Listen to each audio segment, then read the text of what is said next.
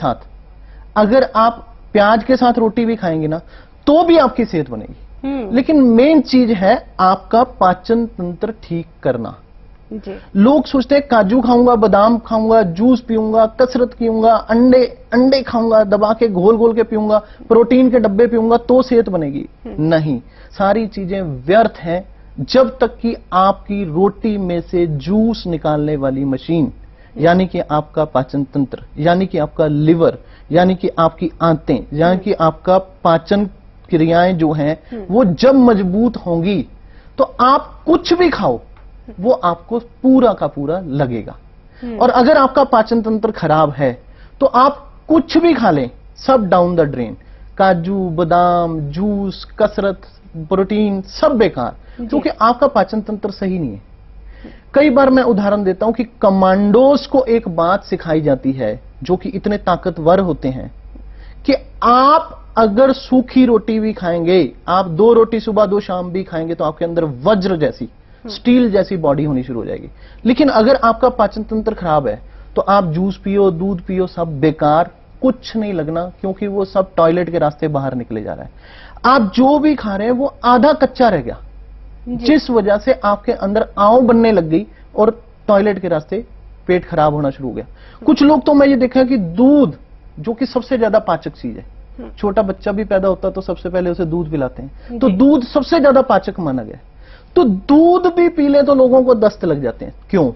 क्योंकि उनका पाचन तंत्र उसको हजम ही नहीं कर पा रहा, उसको डाइजेस्ट नहीं कर पा रहा, उनका डाइजेशन खराब है। और अगर डाइजेशन ठीक हो गया, अगर पाचन तंत्र ठीक हो गया, तो आप जो भी खाएं, मैं ये नहीं कहता हूं कि आप जूस, दूध वगैरह ना पिएं, ना खाएं, आप सब कुछ खाएं, पर आप जो भी खाएं वो लगे तो सही ना आपके शरीर को। अगर मशीन खराब है, जूस ही नहीं निकलेगा, उसमें से एक्सट्रैक्ट नहीं खींचेगी, तो आप कभी भी आपकी सेहत बन ही नहीं सकती। ओहो स्वामी जी, तो अब मैं समझी कि कितनी भी डाइट लें, कैसा भी खाना खाएं या फिर कितने भी व्यायाम करें, लेकिन अगर पाचन तंत्र सही नहीं है तो सेहत बन ही नहीं सकती। तो यहाँ पर सबसे इम्पोर्टेंट बात आती है कि पाचन तंत्र को कैसे सही किया जाए। सबसे पहले तो पाचन तंत्र को खराब जो हुआ है ये हमारी ही गलत आदतों की वजह से हुआ है, क्योंकि हम समय पर खाना नहीं खाते, अपने शरीर का ध्यान नहीं रखते। तो इसके लिए हमारी सन्यासी आयुर्वेदा ने ऐसी दवा बनाई है जिसका मेन काम है जो आपके पाचन तंत्र को, आपकी जूस निकालने वाली मशीन को ठीक करना। आपका पाचन तंत्र अगर मजबूत होगा तो आप जो खाओगे, जो पियोगे, वो आपके शरीर को लगने लग जाएगा। आपको कभी आपने जूस निकालने की मशीन को ध्यान से देखा है? वो संतरे वाला या मौसमी वाला जब जूस निकालता है या अनार डालता है तो आप ध्यान से देखना, जब वो ऊपर से संतरा डालता है, उसको दबाता है, तो नीचे से एक नट को, साइड में एक नट बोल्ट को ऐसे ऐसे घुमाता है। कभी हमने ध्यान दिया होगा। वो बोल्ट क्या चीज है? वो उसको कसने का काम करती है। वो उसको ऐसे कस देती है कि जिससे संतरे का पूरा निचोड़ निकल जाए और गूदा गूदा बाहर निकल जाए। फिर आपने देखा उसको वो ढीला कर देता है तो गूदा गूदा बाहर निकल जाता है, जूस कम निकलता है।